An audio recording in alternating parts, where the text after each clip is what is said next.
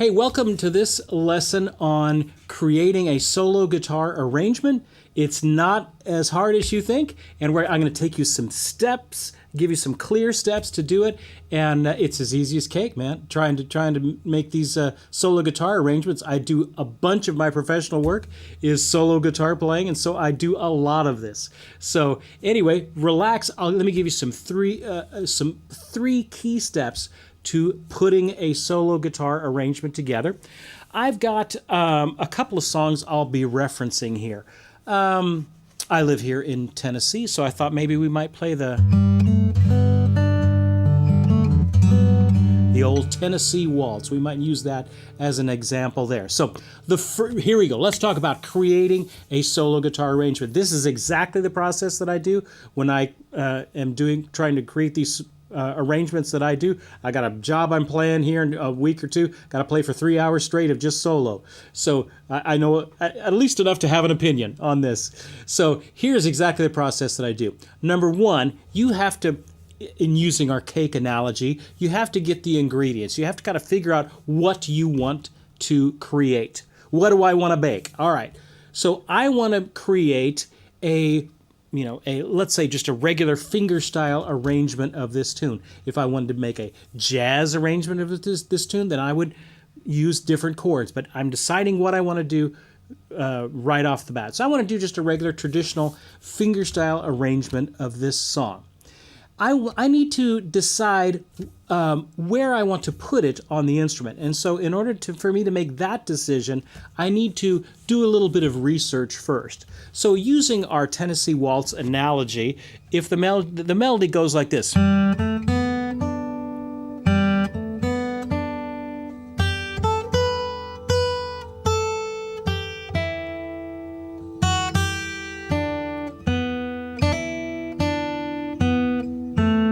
Okay, so there's basically the melody. It does have a second part.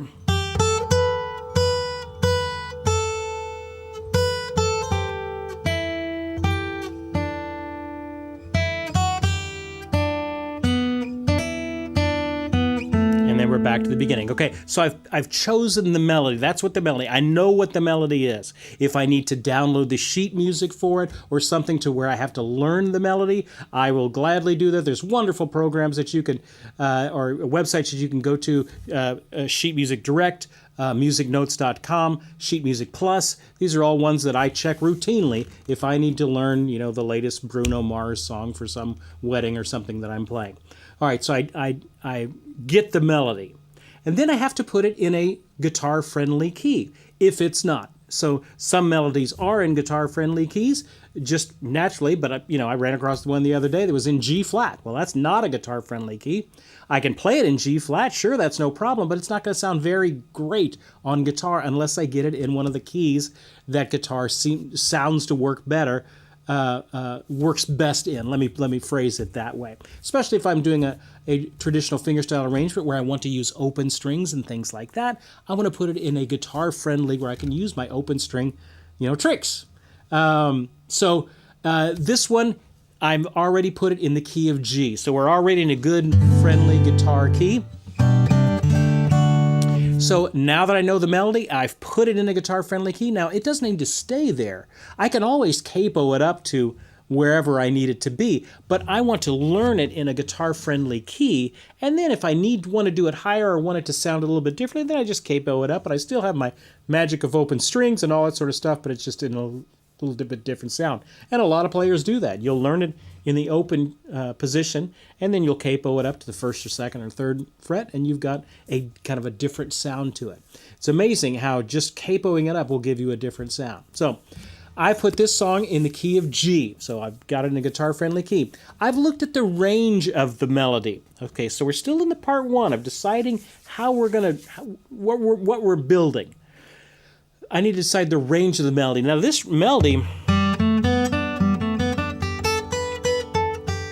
okay, so I'm basically going from G, third string open, all the way up to the high B on the first string at the 7th fret. So it's really an octave and a third, which is a pretty actually wide melody range.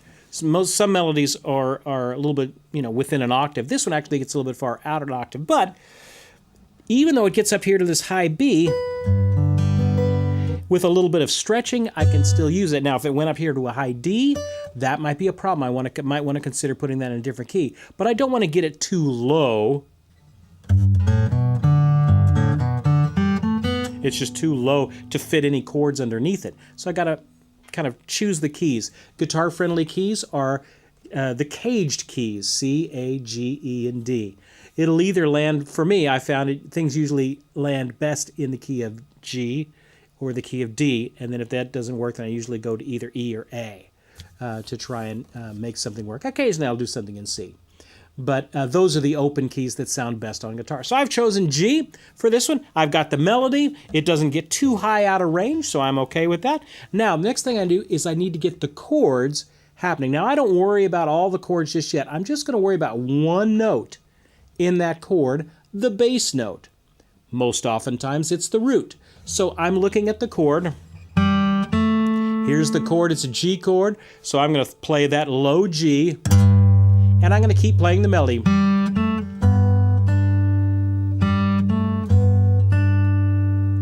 Okay, so I've got it there. Oop, I kind of get away from my G there. Kind of goes to a G7th there, so I might have to solve that problem there. So all I'm doing is adding a bass line to the melody line that is going on. I'm not worried about arpeggiating all the chords just yet. That's coming up. So I do just the melody with the bass line.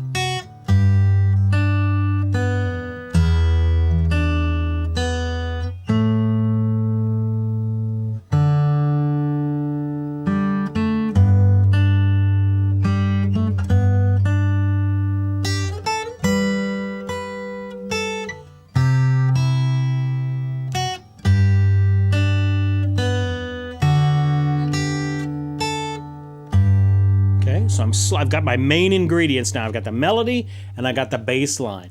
All right, already you see I'm having to kind of solve in my head some of these problems of fingering, how to play the melody while playing the bass note. Now, hey, I'm a guitar player. I'm not looking for the most complicated way to play it. I'm just trying to learn how to play it, okay? I'll worry about adding all the spice and the fun stuff and putting all of the ornaments on our cupcake that we're baking here, dressing it all up in a minute. Right now, I'm just learning to play meat and potatoes, man. Just trying to get the cake part of it built. We'll worry about icing it here in a little bit, but we're just trying to get the cake built. So once I've got that down, I got a high G here. If I went to the bridge, and I still have or a high B, but over a G chord, so I got to figure out how to get that G in there.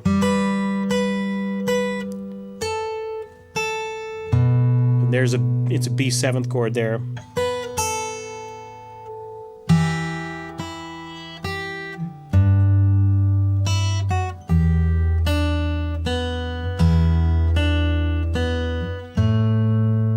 And then I play all the way through it.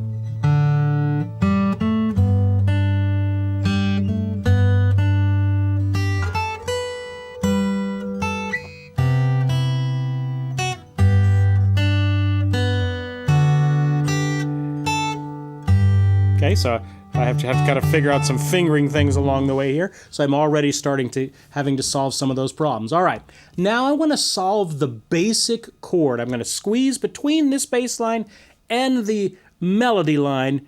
I've got my eggs. I've got my milk or whatever. I'm making the batter. We're still just in the basic part of the cake, which includes the melody, the bass line, and the basic chords. And so this is the third part of that first layer. Okay, and now I'm going to add the basic chords. Okay, so I've just filled out a G chord.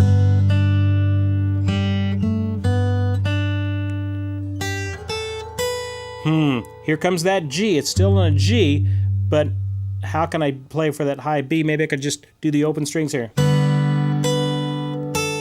Now it goes to a C chord, and I've got a G in the bass or a G in the high note.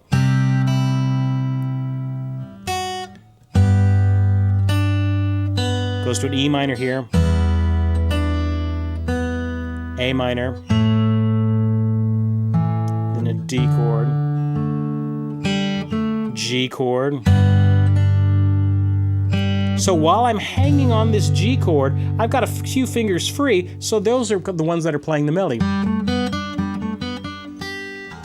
But I have to break it right here because I got to go high.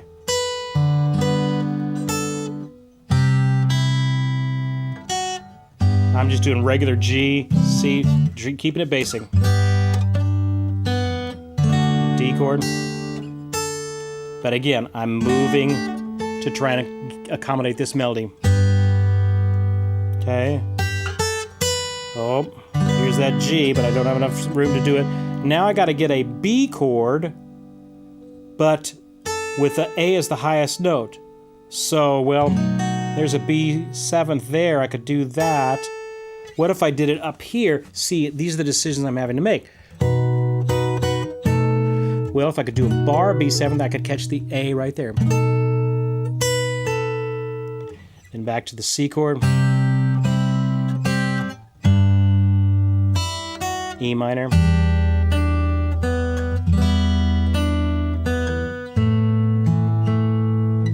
So all this is pretty standard. So the only thing I've really had to trip over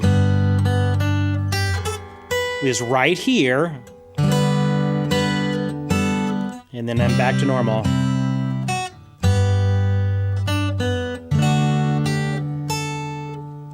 So occasionally I have to move my finger around, but other than that, the only thing that tripped me up was this little thing. When I go up here, and then that bridge. Okay, so I had to solve that because there was no way to play a B7th. I could do it like that, but I kind of lose some of the beefiness of the chord, which I like up here. And then I get back over here. Okay, so do you see all I've done is just add the chord in. Now, let's go to the next level. I'm going to start arpeggiating that chord.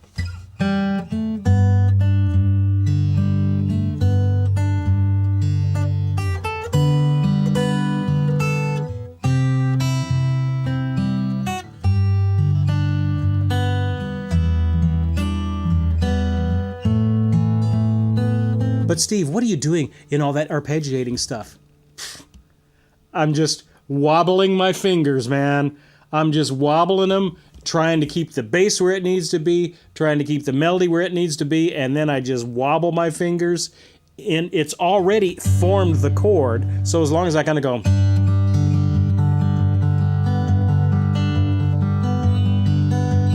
What is exactly is that pattern? I don't know. I probably don't play it twice the same. I'm just literally, I'm thinking melody, bass line, and then I just wobble the chord in between. Maybe hit the bass line a few times.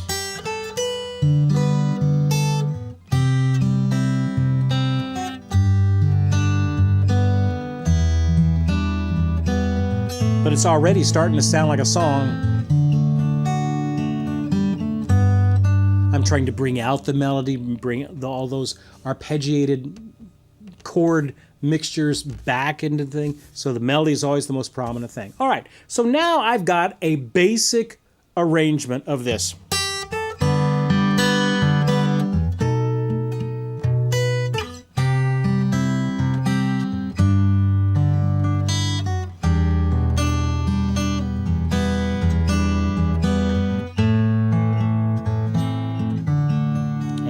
D there, G.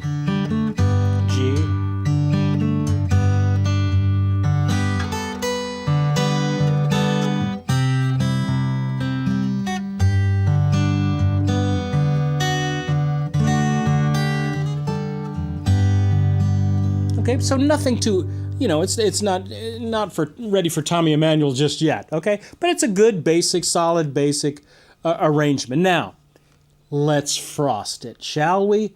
Let's start doing a few things with. This is the base. We've made the cake. We've made the inside portion of the cake. It's nothing special, nothing ornamental about it. It's just there it is. Now, let's start putting the icing on it. And this is where things start to come alive. All right, so hey, I've got a G chord.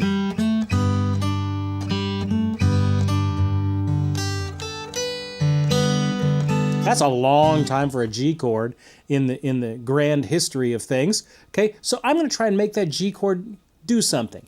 And so I want that G chord. I could change chords and stuff, but here's what I'm going to do. I'm going to take a little line there.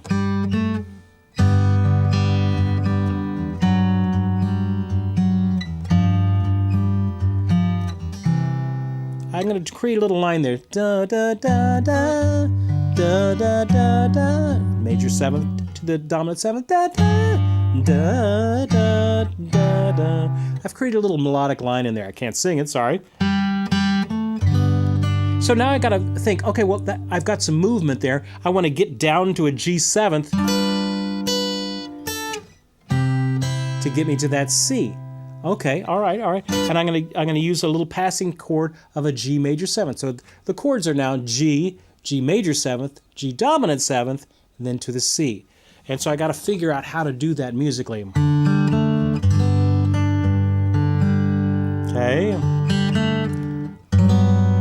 So now I switch to a G major seventh to get that F sharp in there, but I have to leave it open because the melody's there. Now here's where G seventh would be. So here's a G seventh. That works just as well. Getting to that C. So if I put that all together, it sounds like this.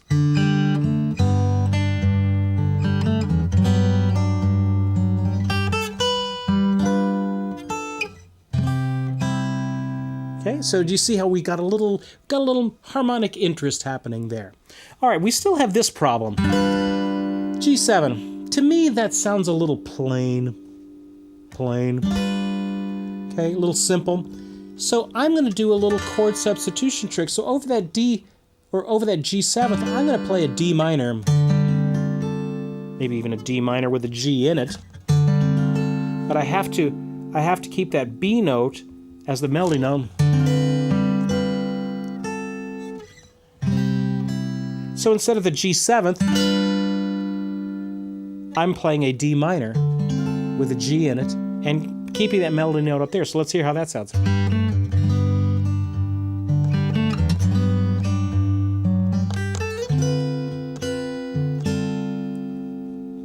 Doesn't sound half bad.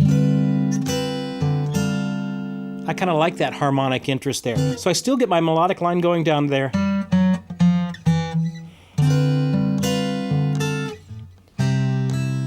Okay, it's a C chord. Okay, that's kind of boring. What if I did a C2 at least? Making it a C chord, a C2 chord.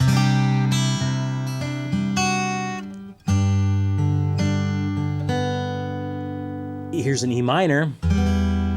Let's make, can we, is there anything interesting we can do with an E minor? Well, hey, you guys know me. If it's an E minor in open position, I'm going to do this. One of the easiest tricks to do on guitar. Take the middle half of a C chord, slide it up 2 frets, and play an E minor. You get kind of an E minor ninth. If you add the slide, it's even cooler. Come on. There you go, man. That chord there has put food on my table. So if it's time for an E minor, I'm going to try and slip that in there. So what do we have here?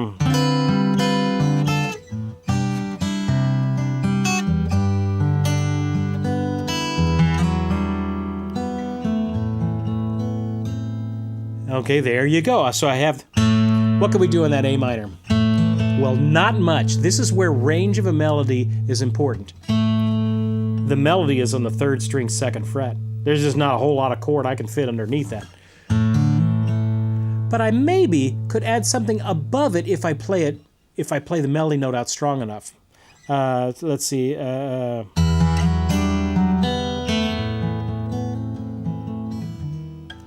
Okay. I did a little A minor with a little hammer on there. What am I doing? Icing.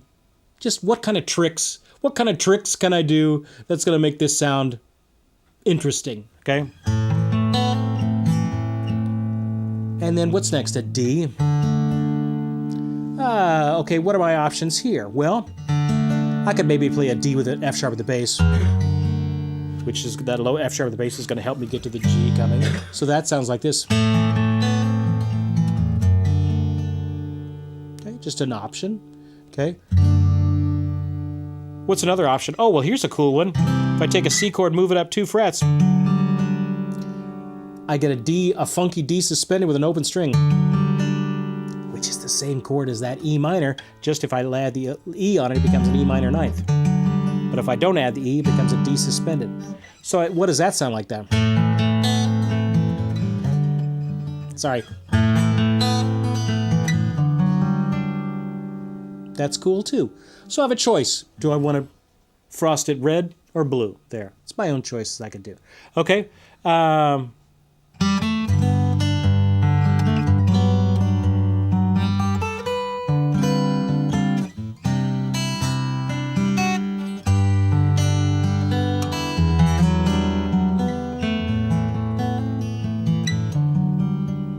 Okay, and I do that again. That was the first part of the song. What about the next part of the song? What can we do there? I was playing this because it's easy, but what could I do that's more interesting? If I hit this low G here, is there a right answer to this? No. This is where your creativity comes into play. Okay, so I could go with a little bit of a stretch. I can add that low G here. Then I decided I want to go to this bar. And then it goes, that's a big jump there from this down to there. I don't like that jump.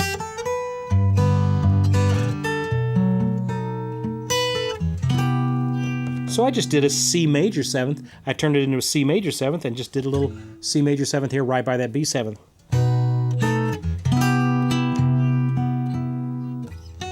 And that gives me some time to jump.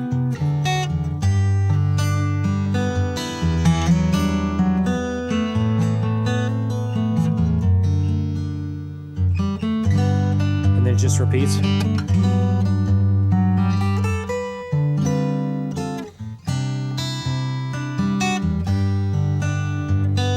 Okay, what is the melody? Melody does here. Okay. What? Hey, there's a 6th right there. What if I did 6th on all of those?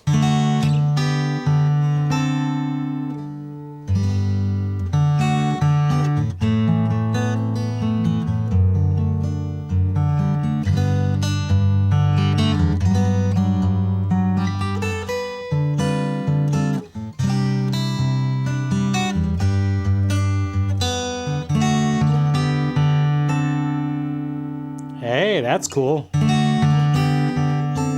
Now, if I'm in the middle of the song, I might just go to the G there. Maybe add a little C.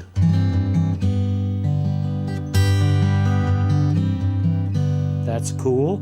If I wanted to make it a little bit bittersweet, maybe I could add a C minor with an A there. Do a little bar there. Do you see how each note, I'm icing it, okay? Each note is kind of going to give us a different flavor, a little something different there. So that's my choice there.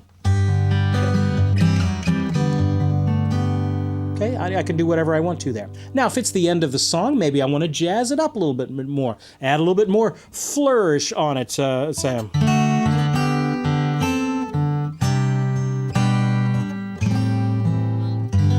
I just walked down from a C to a G. Why did I do that? Because it's the end of the song. I want to try and, make it as lavish as I can make it. What if I walked out even more?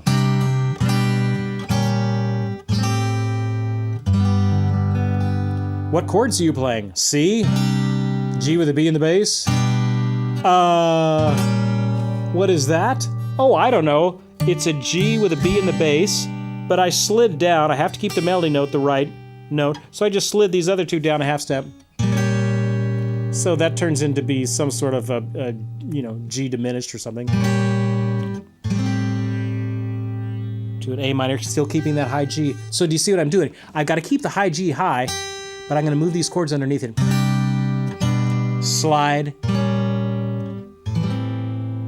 To see how I create a little line there. I could even squeeze one more chord in there. C, B, B flat, A, maybe A flat. Still keeping the high G, so it may turn into maybe an A flat major 7th. And then I do some sort of a fancy G. Hey, let's do a little trick. Next thing you know, everybody thinks I'm a genius.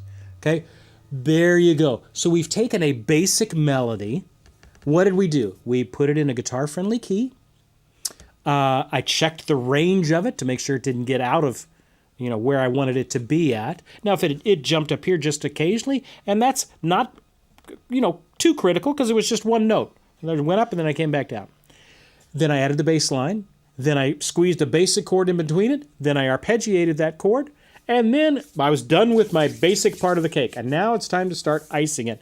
And these are all the fancy things that I can do with it. So I start playing around with adding extensions to the chord. Instead of a G, I'll make it a G2 or a G major 7th or something like that. Chord embellishment. I can also do chord substitution. So instead of that G7, I throw a D minor in there. Okay? Just for different. Okay? Instead of the C, I made it a C2. Instead of a regular C, I made a C major 7th up here. When we got to the end, I did my little E minor. I did my little E minor trick. And then I had two choices here for this D7. This one or this one. I do that multiple times, so maybe I'll switch in between them. And there I created arrangement. Okay, and then when you get to the big ending, you don't just give them the end. Duh.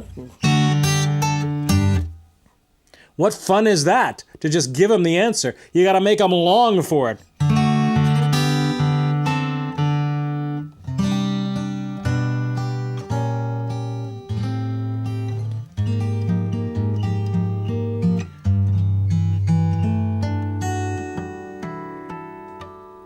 How many tricks can I do over that G chord?